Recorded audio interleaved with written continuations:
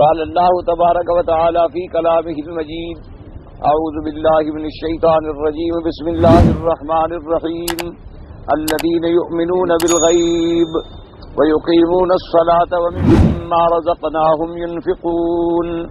قال المؤلف والمفسر رحمه الله تعالى قال أبو جعفر الرازي عن العلاء بن المسيب بن رافع النبي إسحاق بن الأحوص عن عبد الله قال الإيمان التصديق. اب مفسر رحمۃ اللہ علیہ الذین یؤمنون بالغیب اس آیت پر اپنی تشریح بیان فرماتے ہیں اور فرماتے ہیں کہ ابو جعفر رازی نے علاء ابن المسیب ابن رافع سے یہ نقل کیا ہے کہ حضرت عبداللہ فرماتی ہیں عام طور پہ جب حضرت عبداللہ کا نام آئے تو عبداللہ ابن مسعود رضی اللہ تعالیٰ عنہ مراد ہوتے ہیں. فرماتی ہیں انہوں نے فرمایا الایمان و تصدیق کی ایمان جو ہے تصدیق کا نام ہے. تصدیق کا معنی جو ہوتا ہے نا ماننا، جیسے میں نے عرض کیا تھا نا تصدیق کا معنی ہوتا ہے ماننا، علم کا معنی ہوتا ہے جاننا. جیسے علم و معرفت حاصل ہو وہ نہ ہے کہ اس نے جان لیا، تو ایمان کا معنی یہ ہے کہ صرف جان نہیں بلکہ مان لیا. اور باقی جو علماء کرام کے اندر مسئلہ ایمان پہ بڑے طویل بحثیں ہیں اور بڑے طویل اقوال مبارکہ ہیں، تو اس میں بس اصل میں علماء اہل سنت والجماعت جتنے ہیں ان سب کا مسلک ایک ہے، اس کے اندر کسی کا بھی خلاف نہیں ہے. اگر کہیں ہے تو صرف صورتاً، جس کو کہا جاتا ہے اختلاف صوری، یعنی اختلاف صوری تو ہے لیکن اختلاف حقیقی نہیں ہے. صرف ہمارا اختلاف ہے تو ان لوگوں سے ہے جیسے خوارج ہیں اور معتزلہ ہیں، ان میں جو فرق ہیں جبریہ ہیں، قدریہ ہیں، کرامیہ ہیں، یہ فرق ضالہ ہیں.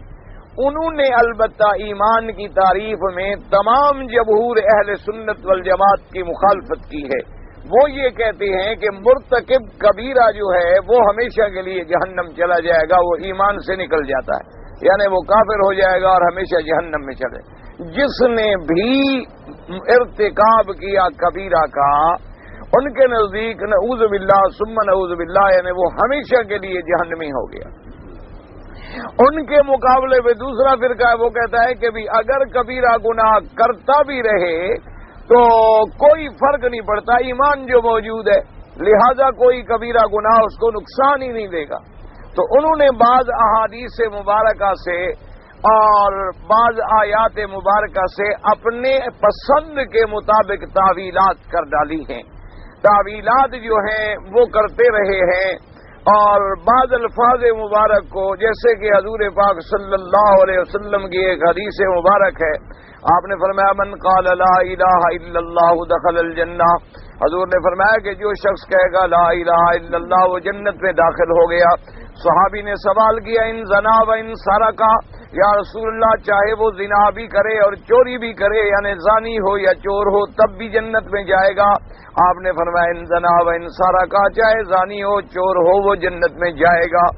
اس نے پھر پوچھا تو پھر بھی حضور پاک صلی اللہ علیہ وسلم نے فرمایا من قال لا الہ الا اللہ دخل الجنہ ان زنا و ان سرقہ، حتیٰ کہ حضور صلی اللہ علیہ وسلم تھوڑے ناراض بھی ہوئے. آپ نے فرمایا علی رغم انف ابی ذر، ابی ذر تم بار بار جو پوچھ رہے ہو وہ جنت میں جائے گا. تو اب اس کا مطلب یہ نہیں ہوتا نعوذ باللہ کہ وہ زنا کرتا رہے یا چوری کرتا رہے. مقصد بیان کرنے کا یہ ہوتا ہے کہ جیسے کوئی آدمی کہے کہ جی میں بیمار ہوں، آپ پوچھتے ہیں کہ بھئی خیریت ہے، کیا بیماری ہے؟ اس نے کہا جی مجھے نزلہ زکام. نے کہا نہیں خیر ہے کچھ نہیں.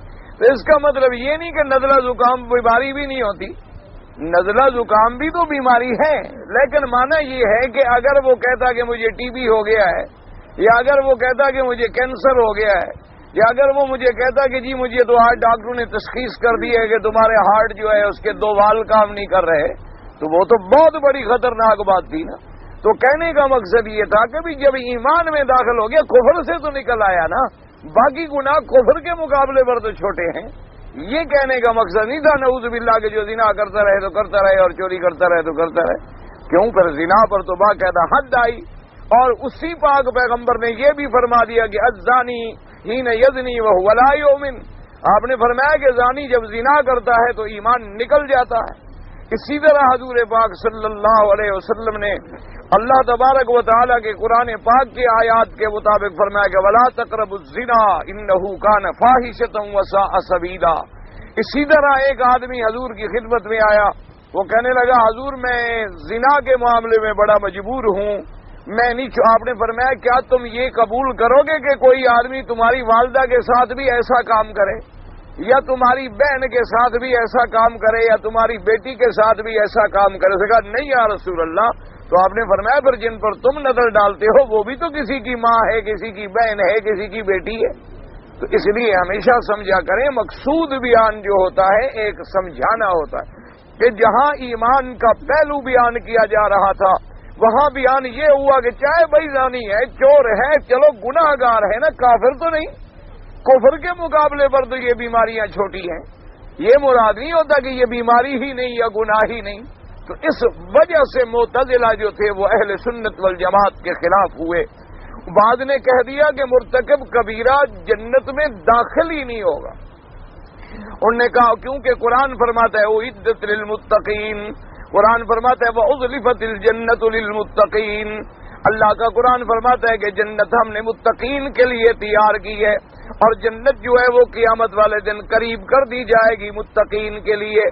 تو وہ کہتے ہیں جنت جب متقی کے لیے ہے، جس نے زنا کیا وہ متقی نہیں، وہ تو فاسق ہو گیا، جس نے چوری کی وہ متقی نہیں، وہ فاسق ہو گیا، جب فاسق ہو گیا تو وہ جنت میں کیسے جائے گا؟ تو حالانکہ یہ بات بھی غلط ہے، کیونکہ تقوی کے جیسے آپ نے پڑھا ہے مدارج ہیں، پہلا درجہ یہ ہے الاتقاء من الشرک والکفر، کہ شرک اور کفر سے بچ جائے۔ جو آدمی شرک اور کفر سے بچ گیا وہ بھی متقین میں شامل ہو گیا، اور اس کا پھر دوسرا درجہ یہ ہے متقین کا کہ شرک سے بھی بچ جائے، کفر سے بھی بچ جائے، کبائر سے بھی بچ جائے، اور صغائر پر بھی اصرار نہ کرے، وہ بھی تقوی کا ایک اعلیٰ درجہ ہے۔ اور اس کے بعد تقوی کا ایک درجہ ہے یا ایھا الذین آمنوا اتقوا اللہ حق تقاتہ، وہ ایسا درجہ ہے کہ دل میں اللہ کے سوا کسی کا کوئی علاقہ ہی باقی نہ رہے، ہر چیز سے ختم ہو جائے ما سوا اللہ تبارک و تعالی۔ تو اب جب اس نے کلمہ پڑھا تو گویا وہ متقین کی صف میں داخل ہو گیا، جب متقین کی صف میں داخل ہو گیا تو وہ جنت کا حقدار بن گیا۔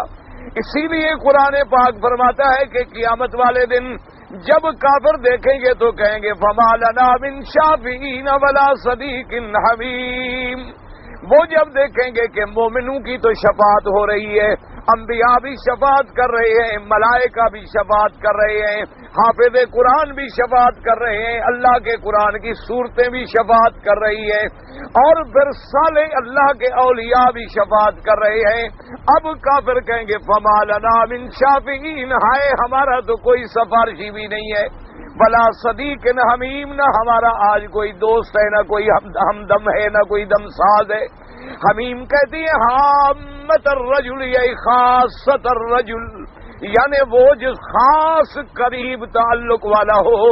اس لیے علماء نے فرمایا فما لنا من شافعین ولا صدیق حمیم، شافعین جمع کا صیغہ آیا، صدیق مفرد کا صیغہ آیا، کیونکہ دنیا میں سفارشی تو بڑے پیدا ہو جاتے ہیں لیکن صدیق بڑا قلیل پیدا ہوتا ہے، اس لیے صدیق کا لفظ جو ہے وہ افراد کے ساتھ لایا گیا۔ اور اس کے بعد کہیں گے فلو ان لنا کرۃ فنکون من المؤمنین، اے کاش ہمیں دنیا میں ایک دفعہ پھر جانے کا موقع ملے تو ہم بھی ایمان والوں میں ہو جائیں گے۔ تو اب اس کا مطلب ہے جو گناہ گار ہیں تو شفاعت بھی تو ان کی ہوگی، جو گناہ گار ہی نہیں اس کو شفاعت کی ضرورت ہی کیا ہے؟ وہ تو بغیر شفاعت کے اول وہلے میں جنت میں چلے جائیں گے۔ شفاعت کی ضرورت تو انہی کو پڑے گی نا کہ ایماندار ہے لیکن گناہ بھی ہے، ایماندار ہے لیکن خطا کار بھی ہے، ایماندار ہے لیکن کبائر بھی ذمے لگے ہوئے ہیں اور جہنم کا پروانہ مل گیا ہے، اس کو ضرورت ہے کہ کوئی اس کی شفاعت کرے۔ اس لیے حضور پاک صلی اللہ علیہ وسلم نے فرمایا آقا انعامدار نے فرمایا انا اشفع فاشفع فاشفع، آپ نے فرمایا کہ میں ایک دفعہ شفاعت نہیں کروں گا بلکہ میں شفاعت کروں گا، پھر شفاعت کروں گا، پھر شفاعت کروں گا، اور آپ نے فرمایا اتنی بار میں اللہ کے آگے شفاعت کروں گا حتی یقال لی، مجھے کہا جائے گا ہر رضیت یا محمد صلی اللہ علیہ وسلم، اللہ فرمائیں گے محمد مصطفیٰ اب آپ راضی ہو گئے کہ نہیں راضی ہو گئے؟ تو میں کہوں گا رضیت یا ربی، رضیت یا ربی، رضیت یا ربی، اے پروردگار عالم میں راضی ہو گیا، میں راضی ہو گیا، میں راضی ہو گیا۔ اس لیے حضرت علی رضی اللہ تعالیٰ عنہ فرماتے تھے کہ کنا نعد اہل البیت ارجا آیۃ فی کتاب اللہ، فرماتے تھے کہ ہم اہل بیت جو ہیں سب سے زیادہ امید والی آیت جو ہے قرآن میں وہ یہ سمجھتے تھے فَلَسَوْفَ يُؤْتِيكَ رَبُّكَ فَتَرْضَىٰ، اللہ نے وعدہ کیا کہ میرے مدنی محمد مصطفیٰ صلی اللہ علیہ وسلم ہم آپ کو آخرت میں اتنا دیں گے، اتنا دیں گے کہ آپ کو ہم راضی کر دیں گے۔ تو حضرت علی فرماتے تھے کہ یہ آیت بڑی امید دلانے والی ہے، کیونکہ ہمیں یقین ہے کہ حضور اتنے کریم ہیں، حضور اتنے مہربان ہیں، حضور اتنے رحمت للعالمین ہیں کہ آپ ہرگز راضی نہیں ہوں گے کہ اگر آپ کی امت میں سے کوئی ایک بھی جہنم میں پڑا ہوا ہو۔ تو اس لیے فرمایا تو اب شفاعت تو گناہگاروں کی ہوگی، تو اس لیے عقیدہ اہل سنت والجماعت جو ہے وہ بڑا جامع عقیدہ ہے کہ ایمان دل کی تصدیق، اصل جڑ جو ہے وہ دل ہے، تصدیق اصل جو ہے وہ قلب ہے، اس کے بعد زبان سے اقرار ہے، اور اس کے بعد پھر ہمارے اعمال اس اقرار پہ گواہی دیتی ہیں کہ ہم جناب صحیح معنوں میں اللہ پر ایمان لا چکے ہیں، اللہ کی کتابوں پر ایمان لا چکے ہیں۔ اس لیے مفسر رحمۃ اللہ علیہ فرماتی ہیں کہ حضرت عبداللہ نے اب صرف لفظ ایمان کی تحقیق فرما رہے ہیں کہ اس کا ترجمہ فرمایا تصدیق، وقال علی ابن ابی طلحہ وغیر ان ابن عباس رضی اللہ تعالی عنہما، انہوں نے فرمایا یؤمنون کیا معنی یصدقون، یؤمنون کا معنی بھی انہوں نے یہی ترجمہ فرمایا کہ جو تصدیق کرتے ہیں۔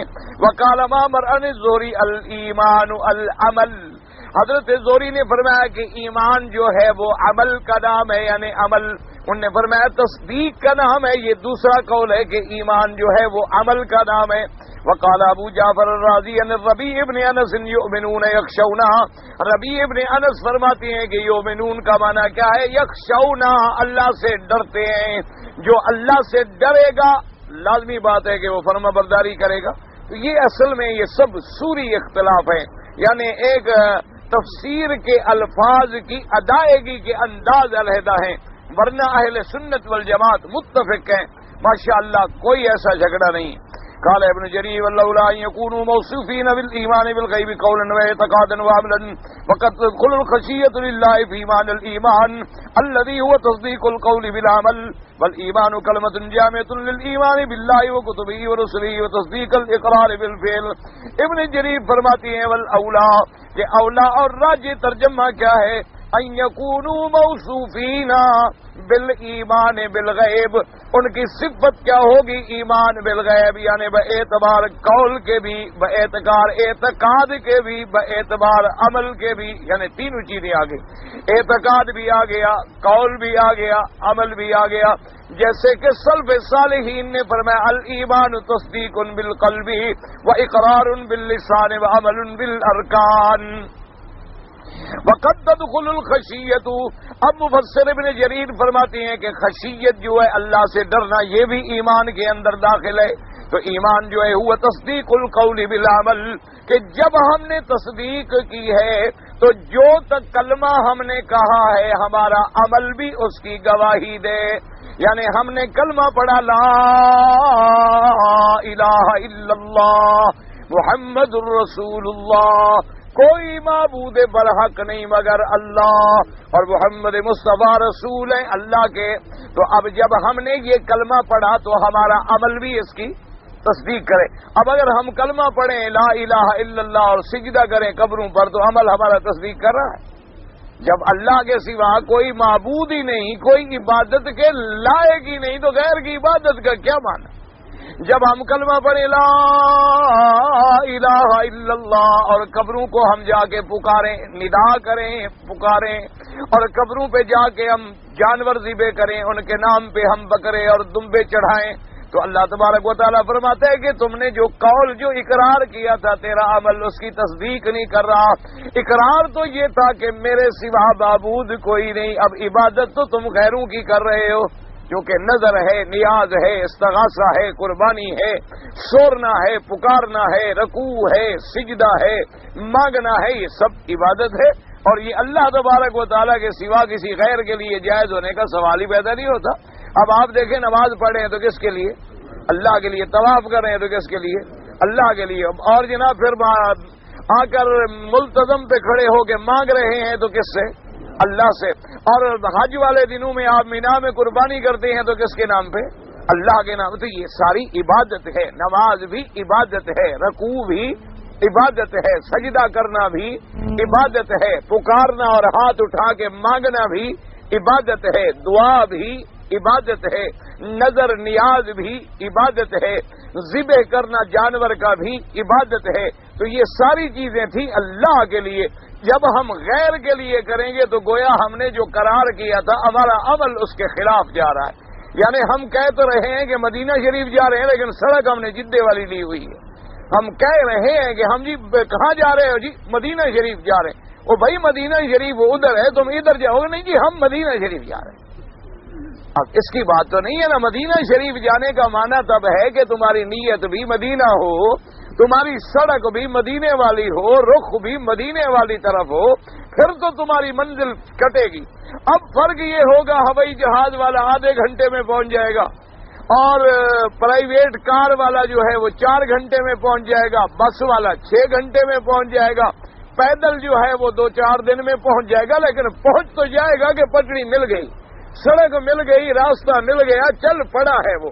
تو اس لیے اب جو اعلیٰ درجے والے ہیں وہ جنت میں جلدی پہنچ گئے، ان سے دوسرے درجے والے ذرا لیٹ پہنچے، تیسرے درجے والے ان کے بعد پہنچے، اور ہم جیسے گناہگار ذرا اور پہنچے، لیکن پہنچ تو گئے۔ لیکن جو آدمی کہے کہ جا مدینے رہا ہوں اور سڑک الٹی ہے، تو وہ الٹا مدینے سے دور تو ہو رہا ہے، مدینے کے قریب نہیں ہو رہا۔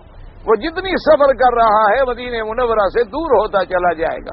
تو اسی طرح سمجھیں، جو آدمی اللہ کے رسول کے فرمان پہ چل رہا ہے وہ اللہ کے قریب ہو رہا ہے، اللہ کے پیغمبر کے بھی قریب ہو رہا ہے۔ اور جو آدمی اللہ کے رسول کا نام لیتا ہے لیکن عمل نہیں ملتا، عمل حضور کی سنت کے مطابق نہیں ملتا، حضور کے فرمان کے مطابق نہیں ملتا، حضور کے احکام کے مطابق نہیں ملتا، تو وہ اتنا سنت سے دور ہو رہا ہے اور اللہ سے دور ہو رہا ہے۔ لاکھ دعویٰ کرتا رہے گا جی نہیں میں تو جی حضور کو چاہتا ہوں، تو یہ دعویٰ کرنے سے کچھ نہیں ہوتا جب تک عمل اس دعوے کی تصدیق نہ کرے۔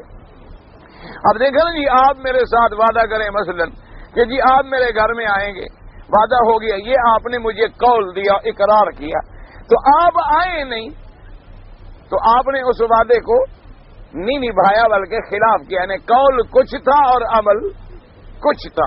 تو یہ صورت جو ہے یہ منافق کی تو ہوتی ہے، ایمان والے کی نہیں ہوتی۔ منافق یہ کرتے تھے کہ کہتے کچھ تھے اور اندر کچھ ہوتا تھا۔ ظاہر میں آ کر حضور کے بڑے عاشق بنتے تھے، اندر دشمنی۔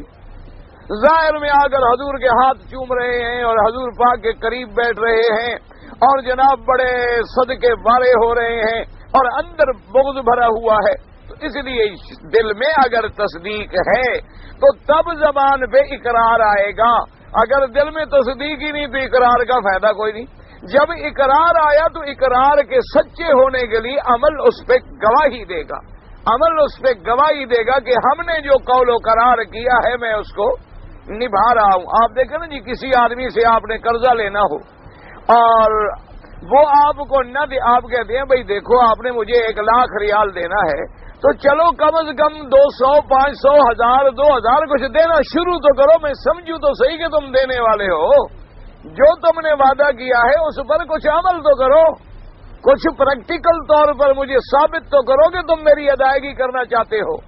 اور کہتی ہو جی ہاں بالکل جی آپ کا قرضہ بالکل پکا، بالکل حق، بھئی دے دو، او جی ہے تو نہیں، تو کیا کہ اس کا مطلب ہے کہ تم مجھے دینا ہی نہیں چاہتے ہو۔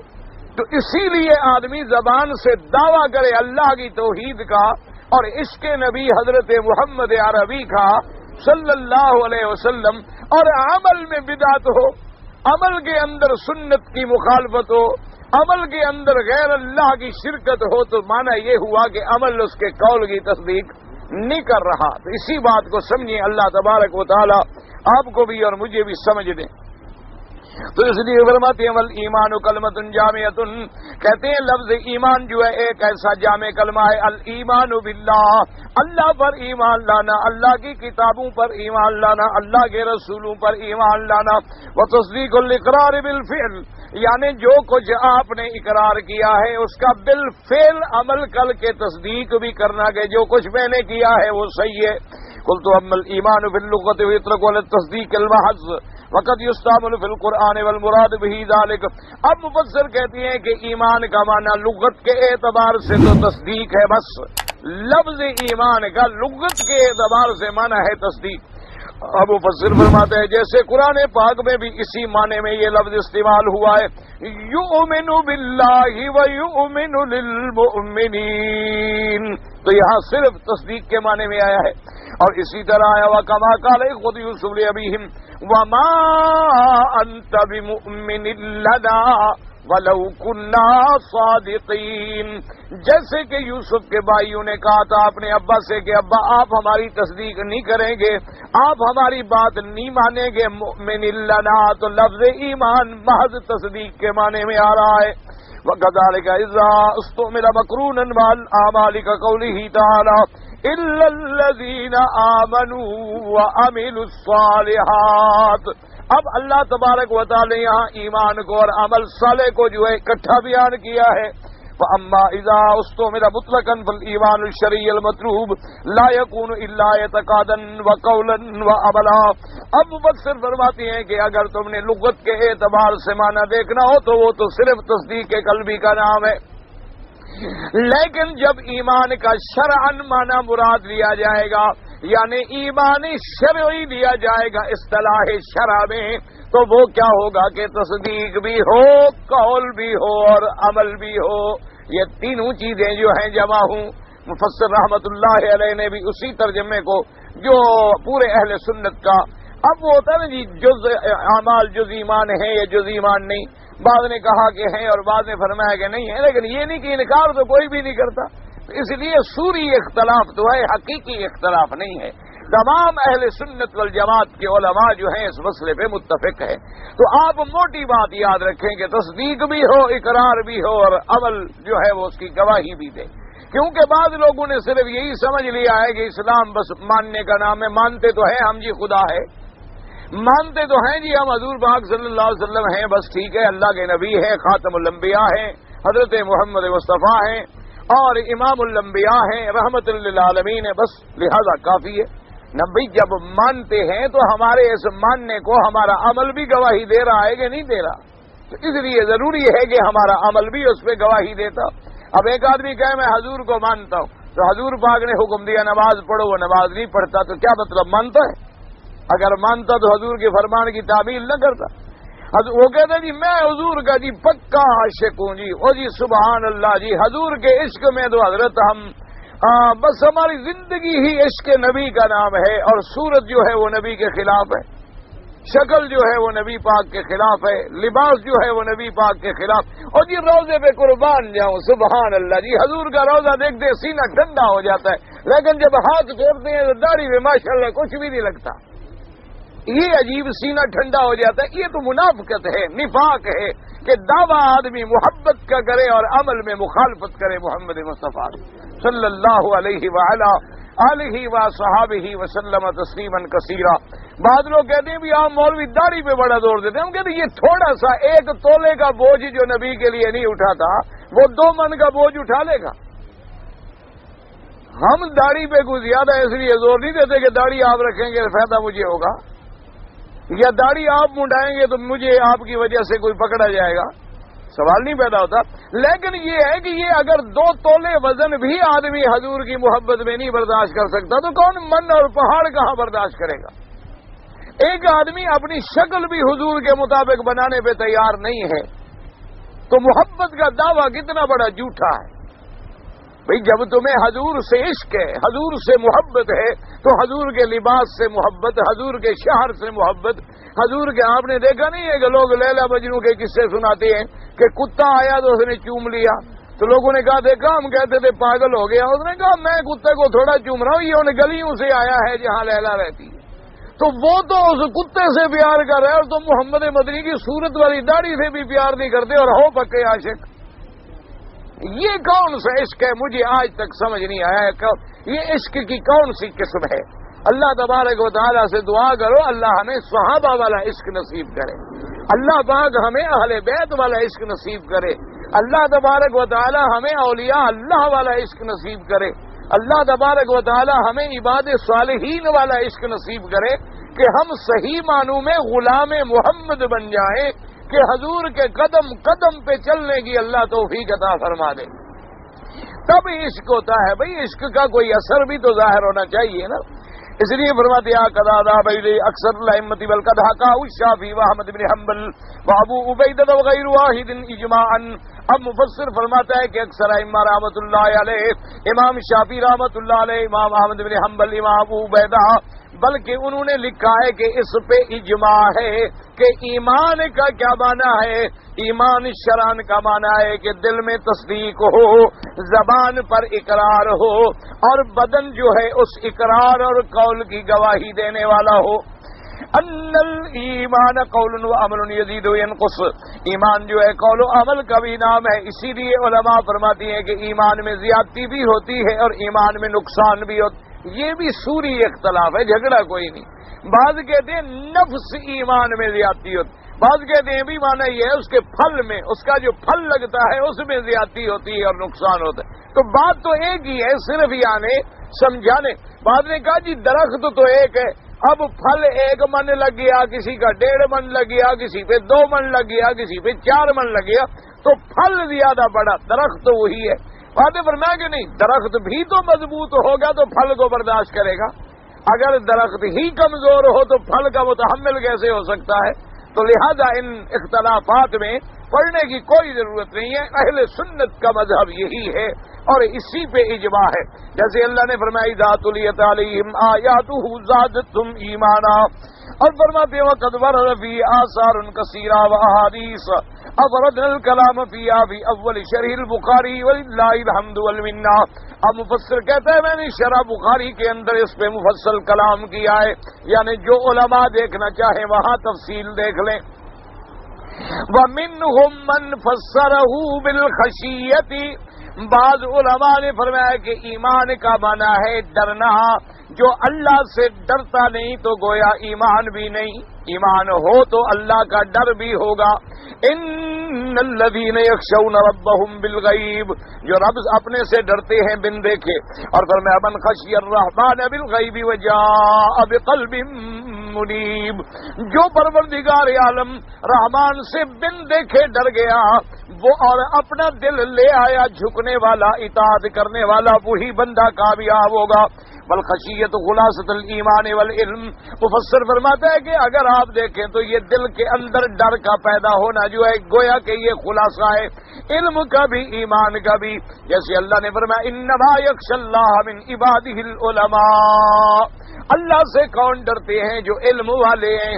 اس لیے علماء نے فرمایا عالم اس کو نہیں کہتے کہ جس نے پی ایچ ڈی کر لیا ہو، عالم اس کو نہیں کہتے جس نے ڈبل ایم اے کر لیا ہو، عالم اس کو نہیں کہتے جس نے بڑی اسٹڈی کر کے پوری دنیا کی کتابیں پڑھ ڈالی ہوں، بلکہ عالم کا علم دیکھنا ہے تو اس کی خشیت کا اندازہ لگاؤ. کتنا اللہ سے ڈرنے والا ہے اتنا بڑا عالم ہے. اگر اللہ سے ڈرنے والا نہیں تو اس کے علم کا کوئی حقیقت نہیں، کوئی فائدہ نہیں، بلکہ ان کی مثال ایسے ہو جائے گی مثل الذین حملوا التوراۃ ثم لم يحملوها كمثل الحمار يحمل اسفارا. اللہ نے فرمایا کہ جیسے اہل کتاب کو تورات کا ہم نے علم دیا لیکن ان کا نتیجہ ایسے نکلا جیسے گدھے پہ کتابوں کا بوجھ لاد دو. اب گدھے پر کتابیں لاد دو تو گدھے کو پڑ جائے گا. اچھا گدھے پر کتابوں کا بوجھ لاگو تو برابر ہے، لکڑیوں کا بوجھ لاد دو تو برابر ہے، اور وہ گدھا تو گدھا ہی رہے گا نا. تو اس لیے علماء نے فرمایا کہ جب کسی کو دیکھنا ہونا کہ یہ عالم ہے تو اس کے عمل پہ نظر ڈالو کہ وہ اللہ سے کتنا بڑا ڈرنے والا ہے۔ ہمارے یہاں عالم کہتے ہیں جو زیادہ مطالعے والا ہو، جو زیادہ پڑھا لکھا ہو، جس کے پاس بڑی بڑی ڈگریاں ہوں، نماز نہ پڑھتا ہو، روزہ نہ رکھتا ہو، سگار منہ میں رکھ کے بخاری شریف کی حدیثیں بیان کرتا ہو، وہ بڑا عالم ہوتا ہے۔ تو شریعت میں اس کو عالم نہیں کہتے، بلکہ اس کو سب سے بڑا جاہل کہا جاتا ہے۔ عالم ہوتا ہی وہ ہے جو اللہ سے ڈرنے والا ہو۔ اب دیکھیں نا جی، صحابہ نے کوئی بڑی بڑی ڈگریاں حاصل نہیں کی، لیکن جس مرتبے پہ صحابہ پہنچے کوئی مومن پہنچ سکتا؟ سوال نہیں پہ، یعنی کس صحابی نے اس زمانے میں کوئی یونیورسٹی نہیں، کوئی کالج نہیں، کوئی کورس نہیں، کوئی ڈگریاں نہیں۔ بعض صحابہ نے تو 2 حدیثیں حضور پاک سے سنی بسنی کو سینے میں لگا لیا اور اسی پہ چل پڑے۔ بعض صحابہ نے صرف 3 حدیثیں روایت کی ہیں حضور پاک صلی اللہ علیہ وسلم، اور بعض صحابہ کی 1 حدیث ہے، 1 حدیث روایت کی ہے انہوں نے حضور پاک صلی اللہ علیہ وسلم، صرف 1 حدیث۔ اور اسی طرح لیکن صحابہ کس مرتبے پہ پہنچے کہ میرے اللہ نے عرش سے گواہی دی کہ میرا مدنی محمد مصطفیٰ تیرے صحابہ پہ میں راضی ہو گیا ہوں، ان کے دلوں کو بھی میں نے دیکھ لیا ہے، اور اولئک الذین امتحن اللہ قلوبہم للتقوی، اور ان کو تو میں نے ان کے دلوں کو مانج لیا ہے، ان کو اچھی طرح کسوٹی پہ رگڑ کے پرکھ لیا ہے، اور یہ خالص تیرے صحابہ جو ہیں ایمان والے ہیں۔ اور کہیں فرمایا اولئک هم المؤمنون حقا، اور کہیں فرمایا حزب اللہ الا ان حزب اللہ هم الغالبون، اور کہیں فرمایا اولئک هم المفلحون، کہیں فرمایا لقد رضی اللہ عن المؤمنین، کہیں فرمایا رضی اللہ عنہم ورضوا عنہ۔ ان کے پاس تو کوئی ڈگری نہیں تھی، ان کے پاس تو جناب کوئی شہادہ بھی نہیں تھا، ان کے پاس تو کوئی ایسی بات بھی نہیں تھی، بلکہ بعض صحابہ تو غسل کے ترجمے بھی نہیں جانتے تھے، وہ تو اس معنی پوچھنے کے لیے آ جاتے تھے اپنی امہات المومنین کے دروازے پہ کہ ہمیں حضور کے غسل کے بارے میں بس کے برابر بھی نہیں ہو سکتے۔ بلکہ میرے پاک نبی نے کتنی بڑی مثال دی ہے، آپ نے فرمایا ایک صحابی نے دیکھا حضرت عبداللہ بن مسعود رضی اللہ تعالیٰ عنہ کھجور کے درخت پہ چڑھ رہے تھے، بڑی باریک پنڈلی تھی آپ کی پنڈلیاں بڑی باریک تھی، بعض لوگ ہوتے ہیں نا بدن بھاری ہوتا ہے پنڈلیاں باریک ہوتی ہیں، تو سیدنا عبداللہ بن مسعود رضی اللہ تعالیٰ عنہ کی پنڈلیاں باریک تھی، تو ایک صحابی نے جو دیکھا تو ان کو ہنسی آ گئی کہ دیکھو بھی کتنی باریک باریک پنڈلی، ایسے معلوم ہوتا ہے جیسے بچے کی پنڈلی ہو۔ تو حضور پاک نے فرمایا کیا کہہ رہے ہو؟ عبداللہ ابن مسعود کی پنڈلیوں کو دیکھ رہے، فرمایا مجھے اللہ کی قسم ہے اگر قیامت والے دن میزان میں ایک طرف آپ میرے عبداللہ کی یہ پنڈلیاں ہوں، دوسری طرف سارا آسمان و زمین ہو تو ان کا وزن بھاری ہو جائے۔ یعنی آپ اندازہ فرمائیں، فرمایا کیا کہہ رہے ہو تم؟ عبداللہ ابن مسعود کی پنڈلیوں پہ غور کر رہے ہو؟ اگر قیامت والے دن اللہ پاک میزان کے پلڑوں میں ایک طرف عبداللہ ابن مسعود کی صرف یہ پنڈلیاں رکھ لے اور دوسری طرف آسمان و زمین اور اس کے اندر جو کچھ ہے وہ رکھ لے تو یہ جو ہے پلڑا بھاری ہو جائے گا، اتنا بڑا شان ہے میرے صحابی کا۔ تو اس سے آپ اندازہ فرمائیں کہ اصل عالم یقین فرمائیں وہ ہوتا ہے جو اللہ سے ڈرنے والا ہو۔ یہ عالم نہیں ہوتا کہ جمعہ پڑھانا ہو تو ویگ لگا لے، یہ عالم نہیں ہوتا ہے کہ جمعہ پڑھانے کے لیے ویگ لگا لی اور ایک گاؤن ڈال لیا اور بزرگ بن گئے، باہر نکلے تو اتار کے پھینک دیا ہے عالم۔ یہ عالم نہیں ہے، یہ تو وہ لوگ ہیں الذین حملوا التوراۃ ثم لم یحملوها، یہ وہی لوگ ہیں جنہوں نے یحرفون الکلم عن مواضعہ، یہ وہی لوگ ہیں یشترون بآیات اللہ ثمنا قلیلا، یہ وہی لوگ ہیں یاکلون اموال الناس بالباطل ویصدون عن سبیل اللہ۔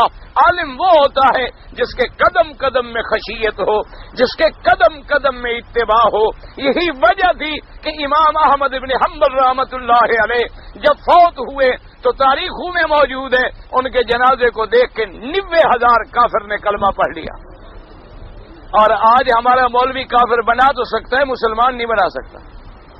مسلمان ہم سے آج تک ایک بھی نہیں بنا میرے خیال میں، پتہ نہیں کوئی بن گیا ہو جس نے ہمیں نہ بتایا ہو، تو یہ تو علیحدہ بات ہے، ورنہ انشاءاللہ ہمیں دیکھ کے جو کچھ اس کے اندر پہلا ایمان ہے وہ بھی بھاگ جائے گا، جو تھوڑا بہت ایمان ہے نا جی وہ بھی بھاگ جائے گا۔ وہ کہے گا جناب جب مولویوں کا یہ حال ہے، ان کے گھر میں فلمیں چلتی ہیں، ان کی بیٹیاں پردہ نہیں کرتی، ان کی لڑکیاں اپنی اسکرٹیں پہنتی ہیں، ان کی اپنی لڑکیاں کالجوں میں پھرتی ہیں، مخلوط تعلیم میں تعلیم حاصل کرتی ہیں، ان مولویوں کے گھر میں نہ زکوٰۃ کا حساب ہے، نہ صدقات کا حساب ہے، نہ واجبانہ نافلہ کا حساب ہے، ان کے اندر تو سب کچھ ہے، تو صرف ہمیں سنانے کے لیے مولوی بن کے بیٹھ جاتے ہیں، تو جو کچھ پہلے ان کے دل میں ہے وہ بھی دور ہو جاتا ہے، وہ بھی دور ہو جاتے ہیں۔ اسی لیے یاد کریں، میں تو ہمیشہ دوستوں کو کہتا ہوں کہ دیکھو نا جی، انگریز نے کبھی آپ کو خط لکھا ہے کہ اپنی لڑکی کو اسکرٹ پہناؤ؟ آپ کو کسی کو خط ملا ہے اس کا؟ اگر ملا ہو تو مجھے بھی دے دینا ہے، میں فوٹو کاپی کرا کے ذرا شائع کر دوں گا۔ کسی کو اس نے لکھا ہے کہ بھی تم بلاؤز پہناؤ، کسی کو اس نے لکھا ہے کہ تم بال کٹواؤ اپنی لڑکی کے لیے؟ وہ اپنی لڑکی کو ننگا کر کے مارکیٹ میں لے آیا ہے، تمہیں نہیں کہا، اس نے پریکٹیکل اپنی لڑکی کو پیش کیا ہے، تم نے دیکھ دیکھ کے اپنی لڑکیوں کو بھی اس رنگ میں رنگ دیا ہے۔ ہم نے لوگوں کو پردے کا کہا ہے لیکن خود نمونہ بن کے پیش نہیں کیا۔ ہم اگر نمونہ بنا کے پیش کرتے کہ بھائی پردہ کوئی کھا نہیں جائے گا، پردے میں تعلیم بھی ہو سکتی ہے، پردے میں علم بھی ہو سکتا ہے، پردے میں آپ کالج میں بھی جا سکتے ہیں، پردے میں آپ اپنے کاروبار زندگی بھی سر انجام دے سکتے ہیں۔ اسلام نے تو پردہ تیری عزت کے لیے رکھا ہے، تیری عفت کے لیے رکھا ہے، تیری عصمت کے لیے رکھا ہے۔ اسلام نے پردہ تمہیں قید بنانے کے لیے تو نہیں رکھا، اسلام نے تو یہ رکھا ہے کہ جیسے آپ دیکھیں نا جی، جو انگوٹھی بازار میں 1 ریال کی ملتی ہو میرے جیسی، تو آپ کبھی فکر بھی نہیں کریں گے، لیکن اگر یہ ڈائمنڈ کی ہو تو آپ کتنی ڈبیوں میں رکھ کے تالے لگائیں گے۔ تو اسلام نے تو عورت کو ایک قیمتی جوہر قرار دیا ہے کہ اس کو جتنا چاہو حفاظت کرو،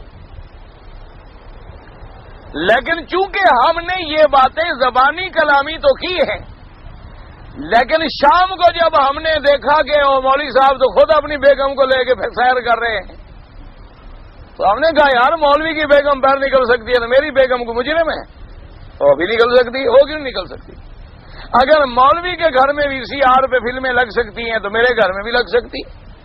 یہی فرق ہے کہ اصل عالم وہ ہوتا ہے جس میں اللہ کا ڈر ہو۔ جب اللہ کا ڈر ہوگا تو غلط کام کرے گا ہی نہیں، سوال ہی پیدا نہیں ہوتا، وہ غلط کام کیسے کرے، سوال ہی پیدا نہیں ہو سکتا۔ اس لیے فرمایا انما یخشی اللہ من عبادہ العلماء من خشی الرحمن بالغیب وجاء بقلب منیب وقال بعضهم یؤمنون بالغیب کما یؤمنون بالشہادہ۔ اب علماء نے فرمایا کہ یؤمنون بالغیب کا کیا معنی کہ جیسے ظاہر میں تصدیق کرتے ہیں اسی طرح غائب میں بھی تصدیق کریں۔ یہ نہیں کہ مومنوں کے سامنے تو تصدیق کریں، جب گھر جائیں تو مکر جائیں، نہ یؤمنون بالغیب یعنی کما یؤمنون بالشہادہ، جیسے لوگوں کے سامنے کہتے ہیں ہم ایمان والے ہیں، اسی طرح گھر میں بھی ہوں تو ایمان والے ہیں، علیحدہ ہوں تو ایمان والے ہیں۔ یہ نہیں کہ لوگوں کے سامنے حاجی بن جائیں، عمرے والے بن جائیں، اور لوگوں کے سامنے متقی پرہیزگار بن جائیں، اور جب علیحدہ ہوں تو اللہ معاف کرے دنیا کا ہر وہ فعل کریں جو کافر بھی نہیں کرتے ہیں۔ تو اس لیے فرمایا یؤمنون بالغیب کا کیا معنی یعنی اندر باہر سے پکے مومن منافق نہ ہوں۔ اذا لقوا الذین آمنوا قالوا آمنا واذا خلوا الى شیاطینہم قالوا انا معکم انما نحن مستہزئون۔ اللہ نے فرمایا جو منافق لوگ ہیں وہ کیا کہتے ہیں کہ جب مومنوں کو ملے تو کہا ہم تمہارے ساتھ ہیں، پکے مومن ہیں، اور جب علیحدہ ہوتے ہیں الى شیاطینہم اپنے سرداروں کے پاس آتے ہیں، کہتے ہیں یار تم کیوں فکر کرتے ہو، ہم تو مسلمانوں سے ٹھٹا مخول کر رہے ہیں، ہم تمہارے ساتھ ہیں، ہم مسلمان کوئی نہیں۔ تو یہ منافق کا کام۔ اچھا ایمان سے کہو، اللہ کے کعبے میں کھڑے ہیں، ٹھنڈے دل سے ذرا غور کریں کہ آج ہمارا حال یہی تو نہیں؟ ہمیں بھی اگر کوئی ایسا آدمی مل جائے جو اسلام کا دشمن ہو، جیسے وہ بات کرے ہم راضی، ہمیں اگر ہندو کی دوستی مل جائے ہم راضی ہیں، یہودی کی مل جائے ہم راضی ہیں، نصرانی کی مل جائے ہم راضی ہیں، اور وہ ہم کہتے ہیں جی اسلام بڑا عدل والا ہے، بڑی وسعت ہے اسلام میں، اور اسلام میں جی بڑی رواداری ہے۔ جناب آپ سے ہمارا کیا جھگڑا ہے، آپ سے ہمارا اختلاف کیا ہے؟ اسلام تو ایک عالمی مذہب ہے اور سب کو اپنے پناہ میں لینے والا ہے، لہذا تم بھی ہمارے بھائی ہو، تم بھی ہمارے دوست ہو۔ اچھا اسی طرح اگر کسی جگہ جائیں اور شیعہ کا زور ہو تو ہم کہیں گے سبحان اللہ جی ہم تو حضرت اہل بیت کے غلام ہیں، ہم تو حضرت حسین کو ماننے والے ہیں، ہم تو اہل بیت کو اپنا پیشوا اور مقتدا مانتے ہیں، اور کہیں جائیں گے جی وہاں اہل سنت والجماعت کا زور ہے تو کہیں گے جی یہ اللہ معاف کرے یہ تو یہود کے ایجنٹ ہیں، انہوں ہی نے تو قرآن کو نہیں مانا، انہوں نے تو صحابہ کو گالیاں دیں، وہاں جناب ہم پکے سنی بن جائیں گے۔ اور کہیں جائیں جہاں توحید والے ہوں گے، سبحان اللہ جی ہم بڑے پکے موحد ہیں حضرت، دعا کرو ہمارے ملک میں بڑا شرک ہے۔ اور اگر ان مشرکین میں چلے جائیں تو سب سے پہلے ہم چادریں چڑھانے والے ہیں، قبروں پہ چادریں بھی چڑھا رہے ہیں، پھول بھی ڈال رہے ہیں، لنگر تقسیم ہو رہا ہے پرشاد، وہ بھی ہم کھا رہے ہیں ماشاءاللہ۔ اور جناب وہاں حضرت کی مزار پہ ہم چومی چاٹی اور بوسا بوسا، یہ تو خیر عام بات ہے نا، وہ بھی ہم کر رہے ہیں۔ جہاں جائیں یعنی جدھر جائیں تو اسی کے ساتھ راضی ہو جانا، یہ منافق کا کام ہے، یہ منافق آدمی کا کام ہے کہ جو ملے اسی کے ساتھ راضی ہو جائے۔ اور آج کل کہتے ہیں یہ آدمی بڑا سوشل ہے، براڈ مائنڈڈ آدمی ہے، بڑا فراخ آدمی ہے۔ دیکھو جی ہر جس مجلس میں بٹھا دو جی سبحان اللہ سب راضی، مانا ہے ایمان کے لحاظ سے بالکل بغیرت ہے۔ کیوں؟ اگر سب راضی ہوتے تو میرے مدنی محمد مصطفیٰ پہ نہ راضی ہو جاتے، نہ حضور پہ سب راضی ہو گئے۔ حضور صلی اللہ علیہ وسلم جب مکے میں ایمان لے کے، اسلام لے کے، دین لے کے، قرآن لے کے آئے، کیا خیال ہے آپ کا؟ مکے والے سارے آپ کے ساتھ ہو گئے، راضی ہو گئے۔ تو جب میرے پاک نبی رحمت دو جہاں پہ سارا جہان راضی نہیں ہو سکا، تم پہ کیسے راضی ہوگا؟ تو مانا یہ ہوا کہ وہ راضی نہیں ہوئے، تم راضی ہو رہے ہو۔ لن ترضى عنك اليهود ولا النصارى حتى تتبع ملتهم، یہود اور نصارہ تم سے کبھی راضی نہیں ہوں گے جب تک تم ان کے دین کی پیروی نہ کرو۔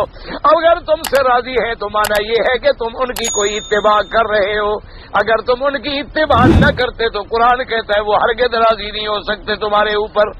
اس لیے فرمایا یؤمنون بالغیب کما یؤمنون بالشہادہ، ایسا نہ ہو کہ اذا جاءک المنافقون قالوا نشهد انك لرسول الله والله يعلم انك لرسوله والله يشهد ان المنافقين لكاذبون۔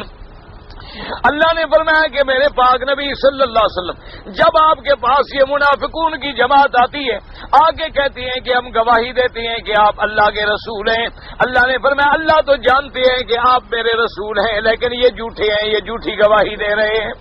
اس لیے فرماتے ہیں بالا ھذا یکون قول بالغیب حالا فی قول حال کونہم غیبا عن الناس، لوگوں سے چھپے ہوں تب بھی ایمان پہ، لوگوں کے اندر ہوں تب بھی ایمان پہ، لوگوں کے سامنے ہوں تب بھی اللہ سے ڈرنے والے، اور اپنے گھر کے اندر ہوں تب بھی اپنے اللہ سے ڈرنے والے۔ مومن کی یہ شان ہے کہ جو ظاہر ہے وہ اندر ہے، جو اندر ہے وہ ظاہر ہے، اس کے اندر نفاق ہوتا ہی نہیں۔ وَأَمَّا الْغَيْبُ وَالْمُرَادُ هَا هُنَا فَقَدْ اخْتَلَفَتْ عِبَارَاتُ السَّلَفِ فِيهِ وَكُلُّهَا صَحِيحَةٌ تَرْجِعُ إِلَىٰ أَنَّ الْجَمِيعَ مُرَادٌ۔ أَمَّا الْغَيْبُ، غیب کیا ہے؟ یاد رکھو غیب کا معنی یہ ہوتا ہے کہ جس کا علم حواس خمسہ سے ہمیں حاصل نہ ہو سکے۔ اللہ نے ہمیں حواس خمسہ دیا ہے نا، بعض چیزیں ہم سن کے حاصل کرتے ہیں، بعض چیزیں ہم دیکھ کے حاصل کرتے ہیں، بعض چیزیں ہم چکھ کے حاصل کرتے ہیں، بعض چیزیں ہم سونگھ کے حاصل کرتے ہیں کہ بھئی یہ پانی جو ہے ٹھنڈا ہے گرم ہے، ہاتھ لگا کے ہم دیکھ، یہ رنگ غلاف کعبہ کا سیاہ ہے کہ سرخ ہے، سیاہ ہے، یہ دیکھ کے ہم نے فیصلہ کر لیا۔ یہ خوشبو جو آ رہی ہے جی امبر ہے، سونگھ کے ہم نے فیصلہ۔ غیب وہ ہے جہاں ہوا سے خمس سارے اگر زور لگائے نہیں پتہ چلتا، نہیں معلوم ہو سکتا، وہ غیب ہے۔ اور اس کا علم، اس غیب کا عالم جو ہے، علم بالغیب، علم غیب جو ہے خاص ہے، خدا ہے، اللہ کے سوا کسی کو علم غیب نہیں ہوتا۔ تو یہ ہوتا ہے غیب۔ اور جو چیزیں اللہ کے نبی نے اللہ کے حکم سے ہمیں بتلائی ہیں تو ہم غیب پر ایمان لائے۔ کیا معنی؟ ہم نے اللہ کو دیکھا نہیں ہے، ہم نے جنت کو دیکھا نہیں ہے، ہم نے جہنم کو دیکھا نہیں ہے، ہم نے ملائکہ کو دیکھا نہیں ہے، ہم نے جنات کو دیکھا نہیں ہے، ہم نے عذاب قبر کو دیکھا نہیں ہے، لیکن چونکہ حضور نے فرما دیا تو ہمارا ایمان ہے۔ یاد آ سمجھ آ گئی بات کہ یہ چیزیں ہم اپنے عقل سے، اپنے حواس سے معلوم نہیں کر سکتے کہ جہنم کہاں ہے، کیسے ہے، اور جنت کیسی ہے، کیونکہ مالا عین رات ولا اذن سمعت ولا خطر علی قلب بشر، اس کے بارے میں تو صرف ہم سنی ہوئی بات ہے لیکن کیفیت کا ہمیں پتہ نہیں لگ سکتا۔ اسی طرح اللہ کے ملائکہ حق ہیں، لیکن ملائکہ کو کیسے دیکھیں، نہ دے سکتے ہیں، نہ چھو سکتے ہیں، نہ ہم ان کو معلوم کر سکتے ہیں۔ لیکن جب حضور نے فرما دیا کہ ملائکہ برحق، حضور نے فرما دیا الجنت حق والنار حق والساعۃ حق، آپ نے فرمایا جنت بھی حق ہے، نار بھی حق ہے، قیامت بھی حق ہے، عذاب قبر بھی حق ہے۔ اب عذاب قبر ہمیں نظر نہیں آتا، اب دیکھو قبر کھولو پھر بھی ہمیں نظر نہیں آتا، ابھی دفن کر لیں اب 6 گھنٹے کے بعد کھول لیں ہمیں کوئی عذاب نظر نہیں آ رہا۔ اچھا ایک قبر کے ساتھ قبر ہے، وہ قبر ہے، وہ قبر ہے، وہ قبر ہے، اب بظاہر ہمارے عقل میں بات نہیں آتی کہ قبر کیسے کھلے گی، قبر کیسے وسیع ہو جائے گی، لیکن حضور نے فرمایا کہ اللہ پاک جس پہ راضی ہوتے ہیں اس کی قبر کو وسیع کر دیا جاتا ہے۔ تو ہمارا ایمان ہے کہ جو حضور فرما رہے ہیں وہ برحق ہے، کیونکہ وہ عالم برزخ ہے، وہ عالم ہی غیب ہے، وہ عالم ہی الگ ہے۔ عالم دنیا الگ عالم ہے، برزخ الگ عالم ہے، آخرت الگ عالم ہے۔ یعنی یوں سمجھ لیں کہ جیسے آپ زمین پہ ہیں تو اب یہاں کچھ حالات علیحدہ ہیں، آپ ہوائی جہاز پہ بیٹھیں جب 10,000 فٹ کی بلندی پہ چلے جائیں تو پھر ہوا الگ ہے، اب 10,000 فٹ کے بجائے پھر آپ 30,000 فٹ کی بلندی پہ چلے جائیں تو پھر وہاں احوال الگ ہے، پھر آپ 1,00,000 فٹ کی بلندی پہ اگر مثلا نکل جائیں تو وہاں آکسیجن کے معاملات ہر چیز کے احوال بدل جاتے ہیں، جو چیزیں ہمیں یہاں سمجھ نہیں آ رہی وہاں جا کے سمجھ آ جاتی ہیں۔ اچھا اسی طرح آپ دیکھیں کہ سورج مشرق سے نکلتا ہے، آپ اگر ہوائی جہاز پہ سفر کریں اور مشرق کی طرف جا رہے ہوں تو سورج بڑی دیر سے نکلے، اگر آپ غروب بھی مغرب کی طرف ہے جا بھی مغرب کی طرف رہیں تو جلدی غروب ہو جائے گا، اگر آپ واپس آ رہے ہیں تو سورج بڑی دیر سے ڈوبے گا، کیونکہ سورج مغرب کی طرف جا رہے ہیں آپ مشرق کی طرف جا رہے ہیں، تو لازمی بات ہے کہ رفتار میں فرق آ جائے گا اور ٹائم میں بھی فرق آ جائے گا۔ تو لہذا جو دنیا کے حالات ہیں وہ الگ ہیں، قبر کے حالات جو ہیں وہ الگ ہیں۔ اب دیکھیں نا جی، ماں کے بدن میں بچہ ہوتا ہے، پہلے ایک پانی کا بلبلہ ہے اور پھر جناب بچہ بن گیا، پھر جسد بن گیا، ہاتھ بن گئے، ٹانگیں بن گئی، آنکھ بن گیا، سر بن گیا، تو اتنی اللہ پاک رحم، جتنا بچہ بڑا اتنی رحم کو پھیلا دیتے ہیں۔ اب حالانکہ کوئی تصور کر سکتا ہے کہ ایک چھوٹی سی چیز جو ہے وہ اتنا پھیل جائے کہ بچہ بڑے آرام سے اندر رہے اور بڑے سکون سے اپنا 9 مہینے، 1 دن بھی نہیں، 2 دن بھی نہیں، اتنی لمبی مدت رہنے کے بعد تشریف لے آئے دنیا میں۔ تو اللہ پاک اگر قبر کو بھی پھیلا دیں اور ہمیں نظر نہ آئے تو کوئی بڑی بات نہیں ہے، وہ تو دنیا ہی الگ ہے، وہ علم غیب ہے اور ہمیں حضور پاک کے فرمان کے مطابق اس پر ایمان لانا ہے۔ اس لیے مفسر فرماتا ہے کہ غیب کے اندر بڑے اقوال ہیں علماء کے، لیکن تمام کے تمام اقوال جو ہیں تقریباً متفق ہیں اور سب صحیح ہے۔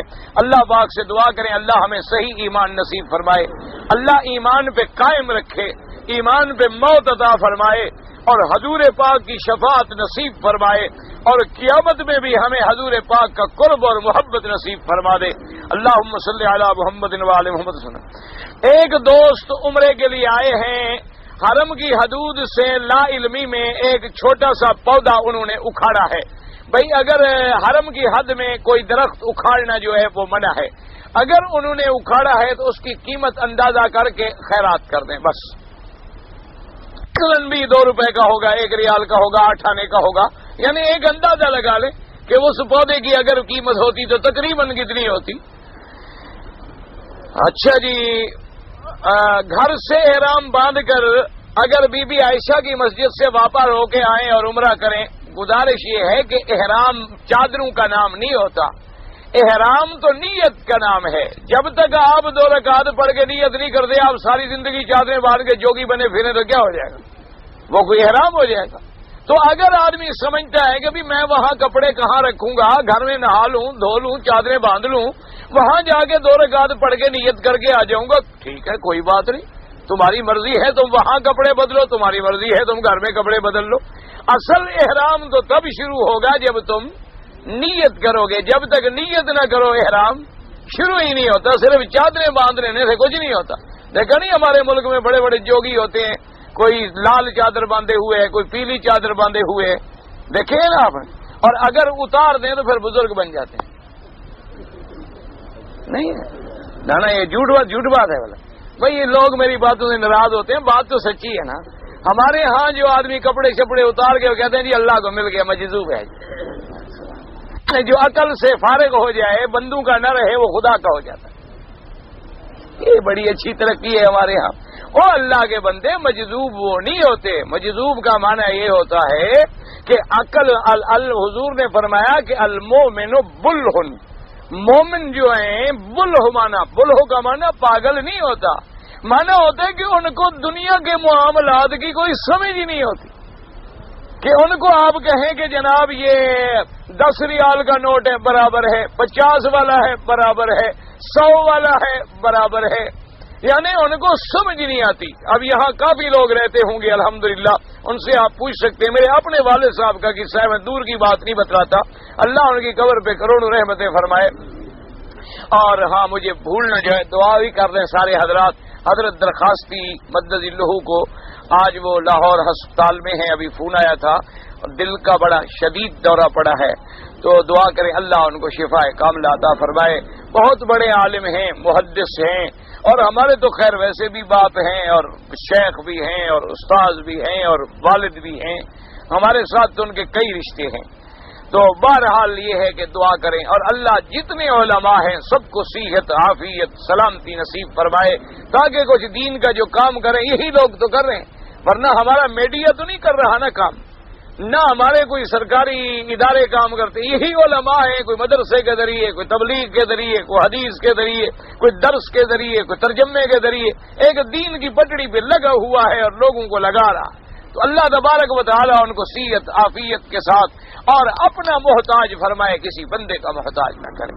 تو بہرحال اب میرے والد صاحب ماشاءاللہ لوگ جانتے ہیں بہت بڑے عالم اور پرانے علماء میں سے تھے، یعنی نظر جواب دے گئی، ہمیں یاد ہے وہ کتابیں یاد پڑھاتے تھے، نظر نہیں آ رہی ہے نا، کام نہیں کر رہی، انہوں نے کہا اچھا تم پڑھو کتاب، کہاں سے؟ بس یاد پڑھا رہے ہیں تمام کتابیں، لیکن اپنی گھڑی کا ٹائم نہیں دیکھ سکتے۔ کسی شاگرد نے گھڑی دے دی تھی، ان کو لے کر دی ہدیہ، تو وہ جو ساتھ بیٹھا ہوتا اس کو کہتے کہ او بھائی ادھر آنا ذرا دیکھو کتنا بجا ہے، وہ بتاتا جی 4 بجے ہیں 6 بجے، ان کو نہیں پتہ لگا ساری زندگی کے 5 کب بجتے ہیں 6 کب بجتے ہیں۔ تو یہ معنی ہوتا ہے مومن کے بلہن کا۔ میرا اپنا لڑکا چھوٹا تھا، اس کو کبھی کہتے کہ ایک بپسی کی بوتل مجھے پلاؤ، وہ کہتا ہے دادا 5 ریال کی ملتی ہے بپسی کی بوتل، جب 4 آنے کی ملتی تھی، وہ کہے جی 5 ریال کی ملتی ہوگا، ٹھیک ہے ملتی ہوگی، یہ بچہ کہ جھوٹ تھوڑا بول رہا، اس کو 5 ریال دے۔ اچھا اب وہ 50 ریال کا نوٹ لے رہا ہے، وہ کہتا ہے جی یہ تو 5 ہے۔ اچھا بھائی یہ تو 50 ہے، انہوں نے کہا نہیں جی نہیں 5 لکھے ہوئے، صفر نہیں آگے آپ جو پڑھے، یہ ویسے کاما لگا دیتے ہیں۔ انہوں نے کہا اچھا ٹھیک ہے 5 ہوں۔ ساری زندگی یعنی ان کو نہیں سمجھ آیا کہ 50 کیا ہے اور 5 کیا ہے، اور بخاری پڑھا نہیں ہوتی یاد پڑھا رہے ہیں، مسلم پڑھا نہیں ہوتی یاد پڑھا رہے ہیں، ترمذی پڑھا نہیں ہوتی یاد پڑھا رہے ہیں، تفسیر پڑھا نہیں ہوتی یاد پڑھا۔ یہ معنی ہوتا تھا کہ جو لوگ اپنے دل و دماغ کو دین میں اتنی لگا دیتے ہیں کہ دنیا کی باتوں سے وہ دیوانے ہو جاتے ہیں، یہ مراد نہیں ہوتا کہ وہ بالکل کپڑے اتار لیں تو اللہ کو مل جاتے ہیں۔ یہ لوگوں نے یہ سمجھا ہے کہ جو ایسے ننگ دھڑنگ ہو کے سڑک پہ بیٹھ جائے اور اگر کوئی سیاہ توا شوا لے کے اور بھی منہ کو لگا لے تو بہت ترقی ہو گئی، اور کوئی راکھ شاخ لے کے سر میں ڈال لے جوگیوں کی طرح تو وہ تو بالکل سمجھو اونچے درجے پہ چلا گیا۔ وہ خدا کے بندے اگر ایسی بات ہوتی تو صحابہ میں بھی تو کوئی ایک مجذوب بن جاتا، جو سب سے بڑے اعلیٰ ایمان پہ پہنچی ہیں۔ مجذوب کا معنی یہ ہوتا ہے کہ اس کا دل اللہ کی طرف راغب ہے، اس کو دنیا کی بات سمجھ ہی نہیں آتی۔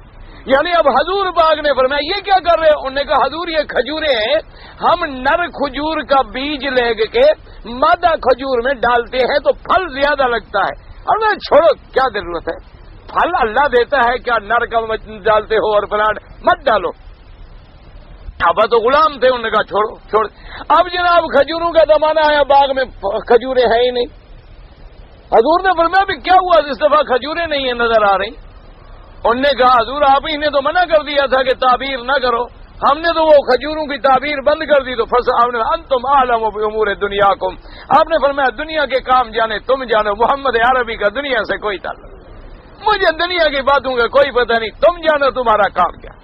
یعنی آسمان و زمینوں کے علم پڑھا دینے والا نبی دنیا سے غافل ہے۔ یہ مقام ہوتا ہے اللہ والوں کا کہ جب ان کا دل اللہ سے جڑ جاتا ہے ان کو غیر کی بات سمجھ ہی نہیں آتی، آپ سارا دن تقریر کرتے ہیں ان کو سمجھ نہیں آئے گی، اور جب دین کی بات ہوگی تو اشارے میں سمجھ لیں گے، یہ معنی ہوتا ہے، سمجھا کرو۔ لوگوں نے بس اسی اپنے بنا لیے۔ زندگی میں پہلی بار سعودی عرب آیا تھا، 3 دن کے بعد حج شروع ہو گیا۔ میں نے عمرہ اور حج اکٹھا شروع کیا۔ عرفات میں خطبے کے بعد میرا پرس اور بیلٹ میں جو دوسری چیزیں تھی گر گئی۔ اب میرے پاس کوئی چیز نہ بچی، کافی وقت وہاں گزارا۔ پھر کسی آدمی نے 15 ریال دیے، پریشانی میں مجھے پتا نہیں، مجھے واپس مکہ آنا تھا۔ یہاں میرا دوست تھا، اس سے پہلے پیسے لینے تھے، میں نے وہاں ہی احرام کھول دیا۔ پوچھنا یہ ہے کہ کیا میرے اوپر دم واجب ہے اور مجھے یہاں قربانی کرنی پڑے گی؟ مجھے کیا پتا، اللہ کے بندے، خطبہ سن کے عرفات سے تم واپس آ گئے، پھر کہیں گئے ہی نہیں۔ اگر تم نے عرفات ہی چھوڑ دیا تو مغرب سے پہلے نکلنے کا ایک دم تو عرفات کا پڑ گیا، پھر تم نے مزدلفہ چھوڑ دیا ایک دم اس کا پڑ گیا، پھر تم نے کنکریاں نہیں ماری ایک دم اس کا پڑ گیا، پھر تم نے طواف زیارت ہی اگر نہیں کیا تو حج ہی نہیں ہوا۔ تم مجھے خود ملو اور یہ مسئلہ پوچھو کہ تم نے کیا کیا کیا ہے۔ عمرے اور طواف میں کیا فرق ہے؟ طواف صرف کعبۃ اللہ کے گرد 7 چکر لگانے کا نام ہے۔ عمرہ میقات سے جا کے احرام باندھے، طواف کرے، 2 رکعت پڑھے، صفا مروہ دوڑے، بال کٹائے، پھر جا کے پورا ہوتا ہے۔ عمرہ بڑی چیز ہے، لیکن مکے میں رہتے ہوئے طواف کرنا زیادہ افضل ہے۔ یعنی جتنی دیر تم عمرے میں لگاؤ اتنی دیر طواف میں لگاؤ، وہ زیادہ افضل ہے۔ اور جب میقات سے عمرہ باندھ کے آؤ تو وہ عمرہ زیادہ افضل ہے۔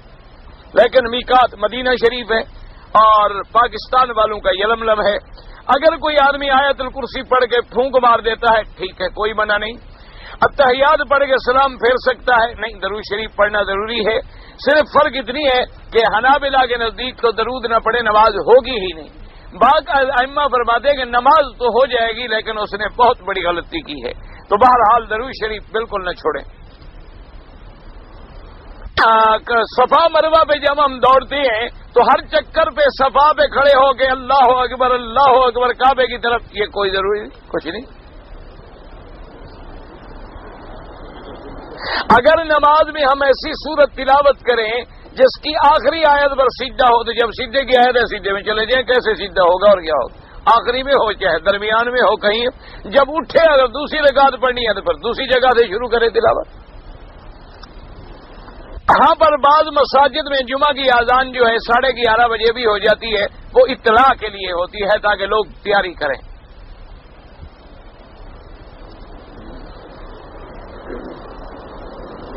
اگر میں کسی ایک وقت میں 5 طواف اکٹھے کر لوں یعنی 7 چکر 7 تو پھر بعد میں 2 رکعت کر کے پڑھ سکتا ہوں، پڑھ سکتے ہیں۔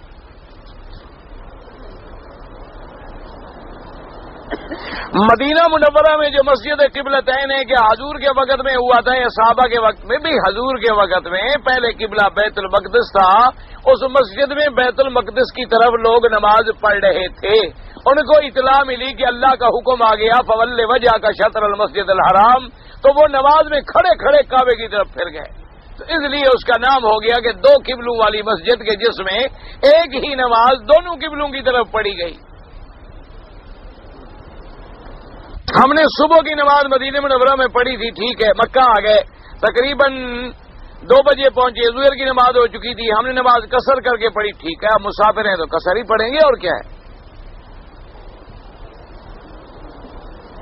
کہتے ہیں میں میقات سے احرام باندھ کے آ رہا تھا، راستے میں کچھ اونٹ چل رہے تھے تو میں نے ساتھی سے کہا کہ وہ اونٹوں کا ریوڑ تم نے دیکھا ہے تو کوئی حرج تو نہیں؟ کوئی حرج نہیں، کوئی شکار تو نہیں کیا تم نے؟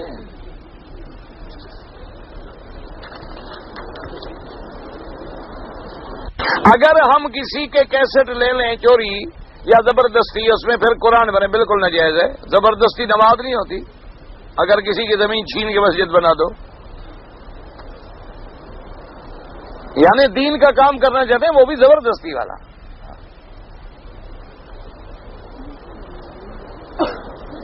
ایک آدمی تارک الصلاۃ ہے تو اس کی یہاں باقاعدہ حیا والوں کو اطلاع کریں۔ امام احمد بن حنبل رحمۃ اللہ علیہ کے نزدیک تو وہ کافر ہے۔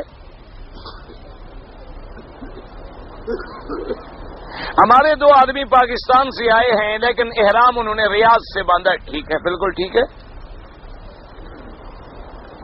عمرے میں کسی کو بکرا اگر قربانی کرنے کی اجازت نہ ہو تو وہ پہلے یہ بتائے کہ غلطی کیا کی۔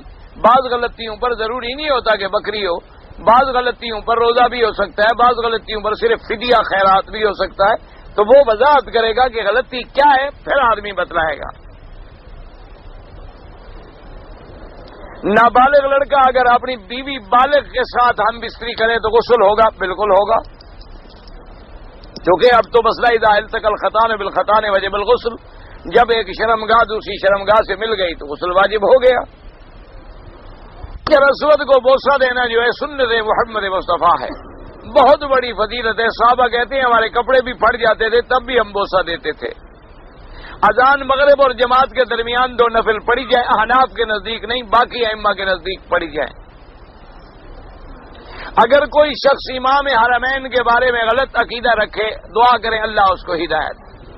جو لوگ بھی امام حرمین یا خادم الحرمین کے بارے میں سوء ظن رکھتے ہیں، دعا کریں اللہ ان کو ہدایت، اللہ ان کو ہدایت دے۔ دیکھیں جی، اللہ تبارک و تعالی نے ان لوگوں کی وجہ سے ایک ہی تو ملک ہے جس میں قرآن و سنت ہے، جس میں قرآن و سنت نافذ ہے، حدود اللہ کا نفاذ ہے، امن ہے، استقرار ہے، اللہ کی رحمتیں برستی ہیں، حرمین کی توسیع ہو رہی ہے۔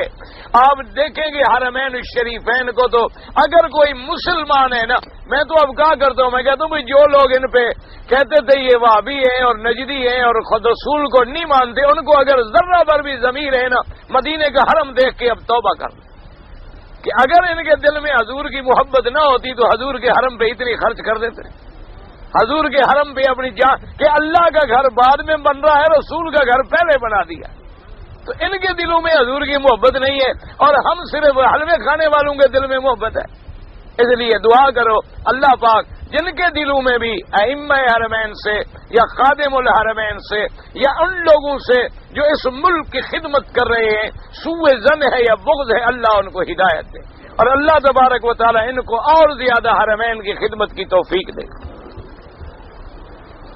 حضرت عبد القادر جیلانی، حضرت محی الدین چشتی واقعی اولیاء اللہ تھے، بالکل واقعی اولیاء اللہ تھے، بالکل اولیاء اللہ تھے، ان کے اللہ کے ولی ہونے میں کوئی شبہ نہیں۔ بدعت تو بعد والے کر رہے ہیں، انہوں نے تو نہیں کی۔ حضرت حسین رضی اللہ عنہ نے فرمایا میرا تادیہ نکالا کرو، تو حضرت حسین کا کوئی قصور ہے؟ حضرت حسین رضی اللہ تعالیٰ نے کہا تھا کہ سیاہ کپڑے پہنا کرو، ماتم کیا کرو، تو حضرت حسین کا اس میں کیا قصور ہے؟ تو ان اولیاء اللہ کا کیا قصور ہے جنہوں نے ساری زندگی کافروں کو مسلمان بنایا اور بدعت والوں کو سنت پہ لگایا؟ یہ تو بعد میں جو لوگ آ گئے نا جی میرے جیسے، ان میں علم تھا نہیں، تقویٰ تھا نہیں، پرہیزگاری تھی نہیں، دین تھا نہیں، لیکن اس گدی پہ بھی بیٹھ گئے، زاغوں کے تصرف میں عقابوں کے نشیبن، انہوں نے اپنے گناہوں پہ پردہ ڈالنے کے لیے یہ بدعات کا ایک ڈھونگ رچا دیا کہ لوگ اسی میں محو رہے، کوئی ہمارے گناہوں پہ نظر نہ ڈالے اور ہماری پیری جو ہے چلتی رہے، چشم عالم کو کور رہنے دے اور میری پیری میں زور رہنے دے۔ اس لیے ان نے لوگوں کو اندھا بنایا ہوا ہے کہ تم چادریں ڈالنے میں رہو، تم پھول ڈالنے میں رہو، تم دودھ پلانے میں رہو، تم حلوہ چڑھانے میں رہو، ہماری طرف نظر نہ کرو کہ حضرت مرشد صاحب کی داڑھی مبارک بھی ہے، یا حضرت کبھی آپ نماز پہ بھی آئے ہیں یا گھر میں بیٹھے ہوئے ہیں یا رات دن نشے میں پڑے ہوئے ہیں اور ہیں حضرت صاحب۔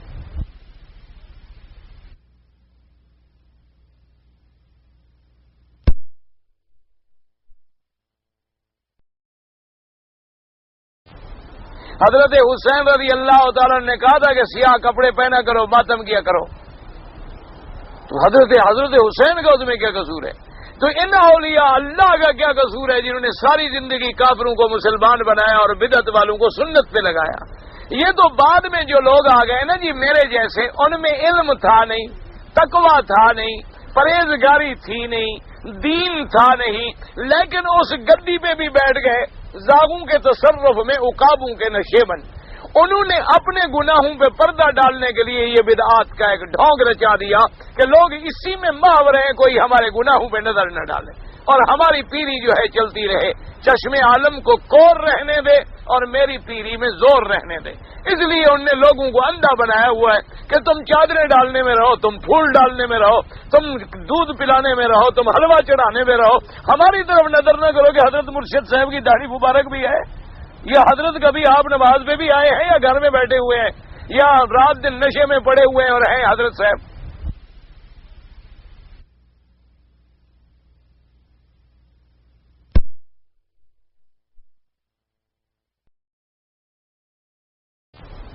حضرت حسین رضی اللہ تعالیٰ نے کہا تھا کہ سیاہ کپڑے پہنا کرو، ماتم کیا کرو، تو حضرت حسین کا اس میں کیا قصور ہے؟